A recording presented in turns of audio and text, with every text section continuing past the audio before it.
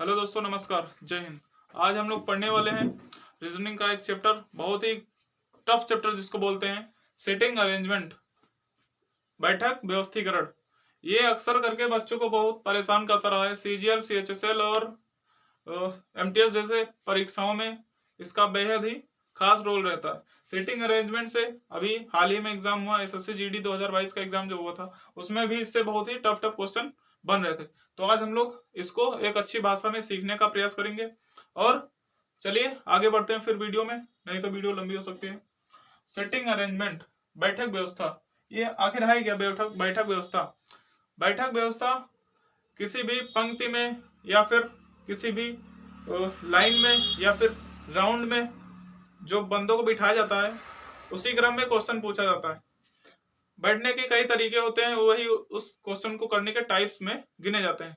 जैसे पंक्ति में बिठाना, या फिर गोल मेज पर बिठाना, या फिर दो पंक्ति एक ऊपर एक नीचे उस टाइप से बिठाना, या फिर एक सीधी लाइन में बिठाना, या फिर एक दो सीधी लाइन में बिठाना।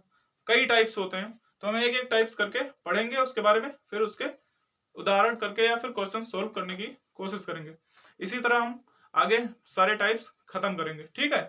तो पहला टाइप डाल देते हैं यहाँ पर, बैठक व्यवस्थीकरण। इसका मतलब तो आप लोग समझ ही रहे होंगे कि बैठक की व्यवस्था को बैठक व्यवस्थीकरण बोलते हैं। सुव्यवस्थित क्रम में बैठने की प्रक्रिया को व्यवस्थीकरण बोलते हैं। टाइप फर्स्ट, पहला टाइप कौन सा है? रेखीय क्रम व्यवस्था। रेखीय क्रम व्यवस्था। रेखीय क्रम व्यवस्था यानी एक रेखा के क्रम में बैठने की व्यवस्था रेखीय क्रम कहलाती है। या तो बाएं से दाएं की ओर या फिर दाएं से बाएं की ओर, वो तो क्वेश्चन के ऊपर डिपेंड करता है कैसे क्या क्वेश्चन देता है, उसी के हिसाब से हम लोग बिठाएंगे। इसमें क्या होता है, रेखीय क्रम में एक रेखा की तरह बैठते हैं। जैसे मान लीजिए ये कोई रेखा है, ठीक है, इसमें हमारे 5 बंदे बैठे हुए हैं। एक रहा है ए, एक है बी, एक है सी, एक है डी, एक है ई। यदि क्वेश्चन में दे दिया जाए कि जो बंदे बैठे हुए हैं ये उत्तर की ओर मुख करके बैठे हैं, तो उत्तर हमारा किस साइड में होता है? ये हमारा नॉर्थ यानी उत्तर होता है, या साउथ होता है दक्षिण, या ईस्ट होता है, या वेस्ट होता है। सॉरी, इधर ईस्ट होता है, ये वेस्ट होता है, ईस्ट होता है। North south west east west यानी उत्तर दक्षिण पूर्व पश्चिम, ठीक है। अगर बंदों का मुंह बोल दिया कि बंदे जो है उत्तर की ओर मुख करके बैठे हैं, यानी उत्तर की ओर मुख करके बैठे हैं, यहां पर बैठे हैं, ठीक। ये कोई बंदा है उत्तर की ओर मुख करके बैठा है, तब देखिए अगर आप ऐसे खड़े होंगे, ऐसे बैठेंगे, हमारा मुंह उत्तर की ओर है, ठीक है, तो हमारा जो बायां होगा वो हमारा बायां होगा, जो इसका दाया होगा वही हमारा दाया होगा। तो इसमें देखिए ये बंदे उत्तर की ओर मान लीजिए बैठे हैं, उत्तर की ओर, तो इनका जो दाया बायां होगा वो इस साइड में होगा, इनका जो दाया होगा वो इस साइड में होगा। बस यही चीज समझने की प्रॉब्लम होती बच्चों की, वो समझ नहीं पाते कि किधर हमारा दाया है किधर हमारा बाया। ये कब होगा? जब उत्तर की ओर मुख करके बैठे, उत्तर की ओर मुख करने पर, ठीक है। अब देख लेते हैं दक्षिण की ओर मुख करके बैठेंगे तब क्या होगा। इसमें अधिकतर कंफ्यूजन होती है। दक्षिण की ओर मुख करने पर, दक्षिण हमारा किधर है? दक्षिण नीचे है, यानी इधर को बैठेंगे, इधर को बैठा दीजिए पांचों को, A B C D E, okay, बिठा दिए इन लोगों को इधर। तब इधर देखिए, अगर अब हम इस तरह देखेंगे तो ये हमारा दक्षिण उत्तर की ओर हम देख रहे हैं। अगर हम इस साइड में इस तरफ देखेंगे आपकी तरफ, तब ये हमारा दाया दाया रहेगा, बाया बाया रहेगा। यानी जो इनका दाया वो हमारा दाया, जो हमारा बाया वो इनका बाया। लेकिन अगर लिखते तो ऐसे हैं, बिना इधर करके लिख नहीं पाएंगे, तो इसको क्या करेंगे, इसको दाया और इसको बाया, सॉरी उल्टा हो गया, इसको बाया इसको दाया, ओके, ये बाया ये दाया, ये होगा, इस साइड में बाया होगा, इस साइड में दाया होगा। अगर उत्तर की ओर मुख है तो जैसे हम लोग लिख रहे हैं ऐसे ही दाया बाया मानेंगे। अगर दक्षिण की ओर मुख है तब हम जस्ट उल्टा मान लेंगे, बाएं को दाया कर देंगे और दाएं को बाया कर देंगे, ओके।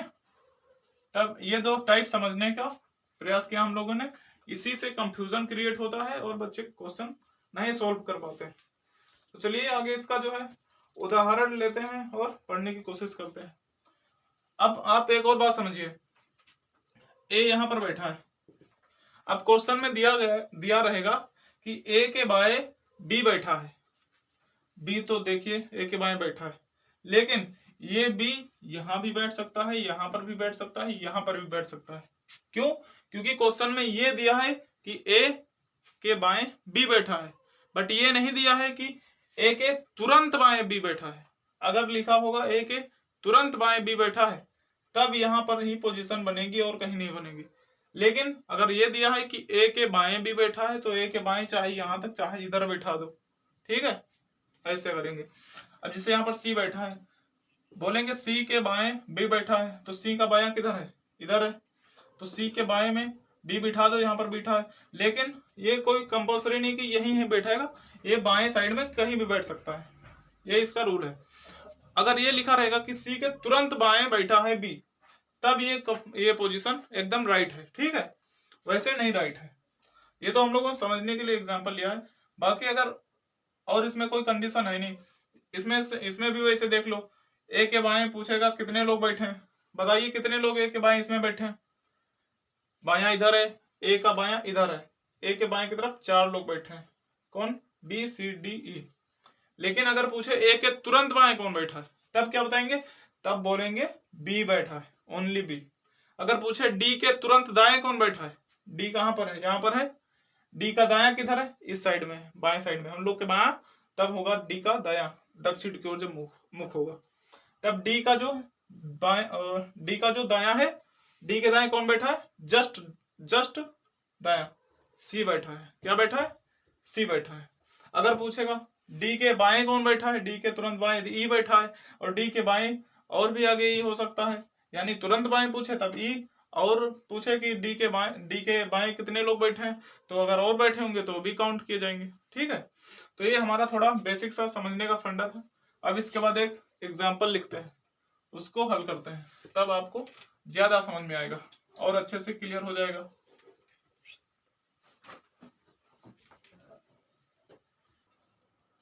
देखिए अब इसका एग्जाम्पल देख लेते हैं। देखिए जैसा कि एग्जाम्पल में लिखा हुआ है, 6 विद्यार्थी ए बी सी डी ई और एफ एक बेंच पर बैठे हैं, बी एफ और डी के बीच में है, ई ए और सी के बीच में है, ए एफ और डी के बगल में नहीं बैठा है, नहीं पर विशेष गौर करेंगे, ठीक, सी डी के बगल में नहीं बैठा है, बताएं कि ए के ठीक दाएं कौन बैठा है। तो चलिए इसको प्रश्न को हल करने की कोशिश करेंगे, आप भी अपने तरफ से करने का प्रयास करिए और आंसर बताइए कमेंट बॉक्स में। तो चलिए शुरू करते हैं। 6 विद्यार्थी पहले बैठे हैं, किस साइड में मुंह करके बैठे हैं, इसमें कहीं लिखा है, नहीं लिखा है, इसमें ये आपको नहीं दिया गया है कि जो विद्यार्थी हैं उत्तर की ओर मुख करके बैठे हैं कि दक्षिण की ओर मुख करके बैठे हैं। जब आपको ये कंडीशन ना दी गई हो तो आप स्वतः ही मान लीजिए कि वह उत्तर की ओर मुख करके बैठे हैं। उत्तर की ओर मुख करके बैठना एक स्वतंत्र कंडीशन है, अगर क्वेश्चन में नहीं दिया रहेगा तब हम लोग वही कंडीशन को अपनाएंगे, यानी उत्तर की ओर मुख करके बिठा देंगे, ठीक है। चलिए शुरू करते हैं। बी एफ और डी के मध्य बैठा है, कैसे करेंगे, देखिए बी को बिठा देते हैं एफ और डी के मध्य, बैठ गया। चलिए इसको छोड़ देते हैं, अगली लाइन पे देखते हैं। ई ए और सी के मध्य बैठा है, ई जो है ए और सी के बीच में बैठा है, इधर देख लीजिए, ई ए और सी के मध्य बैठ गया। ये कोई पक्का नहीं है, ये इधर ही रहेगा, ये इधर भी हो सकता है, सी भी इधर हो सकता है, ठीक है। सी यहाँ पर भी हो सकता है, ए यहाँ पर भी हो सकता है, वैसे ही इसमें भी एफ यहाँ पर हो सकता है, डी यहाँ पर हो सकता है, ठीक। अब आगे देखिए, परंतु ए एफ और डी के बगल में नहीं बैठा है। ए जो है एफ और डी के बगल में नहीं बैठा है, यानी ये हमारी एक पंक्ति में है, ठीक है, क्योंकि एक पंक्ति हमने पढ़ा उसी का एग्जांपल देख रहे हैं। ये हमको एक ही पंक्ति में उठा के रखने हैं। अगर हम इसको देख लेते हैं, सी मिटा देते हैं, यहां से ए मिटा देते हैं। अब ये देखिए, यहां से हम डी मिटा देते हैं, यहां से एफ मिटा देते हैं। क्या लिखा है? ए एफ और डी के बगल में नहीं बैठा है। देखिए, अगर हम ए ई सी डायरेक्ट ऐसे ही लिख दे रहे हैं, ए ई सी, तब ये देखिए ए एफ के बगल में हो गया, ये कंडीशन हमारी सेटिस्फाइड नहीं कर रही, तो ये गलत है हमारा, ऐसे नहीं करेंगे। अगर हम ये एफ जो है इस साइड में कर देंगे, डी इस साइड में कर देंगे, तब अगर बिठाएंगे तब डी जो है ए के बगल में आ जाएगा। देखिए एफ डी डी, डी बीच में है ना एफ और डी के, डी एफ और डी के बीच में है, वैसी कंडीशन है, बस आगे पीछे हो गया। अब देखो ए ई सी, ये कंडीशन रखे यहाँ पर। फिर देखिए डी जो है ए के बगल में आ गया, जबकि हमें यहाँ क्या दिया गया है, ए जो है एफ और डी का बगल में नहीं होना चाहिए, ये फिर गलत हो जाएगा, इसको फिर मिटाएंगे। इससे हमें ये समझ आती है कि हमको पहले कंडीशंस देख लेनी है अच्छे से और उसी तरह से अप्लाई करनी है। यहाँ पर लिखेंगे एफ, यहाँ पर लिखेंगे, यहाँ पर लिखेंगे डी, यहाँ पर लिखेंगे एफ। अब देखिए बी एफ और डी के बीच में बैठा है, ठीक है बैठा है। अब इसको हम कैसे रख देंगे, ए ई सी, इसको हम इधर से रख देते हैं, ए ई सी। इसमें ये नहीं दिया गया कि ये उसके बगल में, ए उसके बाएं बैठा है, ये उसके दाएं बैठा है, इसीलिए इसको हम कहीं भी रख सकते हैं, बट एक ही पंक्ति में रखेंगे, ठीक है। तो ये हमारी कंडीशन बन जाती है, A E C D F F, sorry D B F. अब इसमें देख लीजिए कोई भी कंडीशन जो है, जिसमें जितनी कंडीशन लिखी है, कोई भी ऐसी कंडीशन नहीं है इसमें जो इसमें सेटिस्फाइड ना हो रही हो। देख लीजिए बी एफ और डी के बीच में बैठा है, बी कहाँ पर है, ये रहा, एफ और डी के बीच में बैठा है, ठीक है बैठा है। ई ए और सी के बीच में बैठा है, ई कहाँ, ये रहा, ए और सी के बीच बैठा है, अच्छे से कोई दिक्कत नहीं। ए एफ और डी के बगल में नहीं बैठा है, ये कहाँ पर है, ये रहा, ये एफ और डी के बगल में है, नहीं है, एकदम अलग है, हो गया हमारा सवाल। सी डी के बगल में नहीं है, सी डी के बगल में नहीं बैठा है, अभी ये कंडीशन सेटिस्फाइड नहीं हुई है, सी जो है डी के कंडीशन बगल में नहीं बैठेगा, तो हम क्या कर देंगे, एफ को यहां से हटा देंगे, यहां लिख देंगे, एफ यहां आ जाएगा, डी यहां जाएगा। अब बताइए समझ में आई बात। अब हमारा सवाल हल हो गया, बताएं कि ए के ठीक दाएं कौन बैठा है। ए का अगर हम उत्तर की दिशा मान रहे हैं, क्योंकि उत्तर की मानेंगे कि यहाँ दिया नहीं गया, तो ऊपर की ओर दिशा है हमारी, उत्तर की ओर, ठीक। तो इधर हमारा बायां होगा, इधर हमारा दायां होगा, क्या गया, ठीक दाएं, ठीक दाएं, यह नहीं पूछा कि दाएं, ओनली ठीक दाएं, यानी तुरंत दाएं कौन बैठा है, ए के तुरंत दाएं ई बैठा है, क्या बैठा है, ई। तो हमारा आंसर क्या हो जाएगा, आंसर हमारा हो जाएगा ई। ओके, समझ में आई बात। तो ये हमारा फर्स्ट टाइप कंप्लीट हुआ। अब हम लोग नेक्स्ट वीडियो में बात करेंगे इसके अगले टाइप की। तब तक के लिए धन्यवाद, और हमारा अगर वीडियो अच्छा लगा हो तो लाइक करिए, चैनल को सब्सक्राइब करिए, धन्यवाद।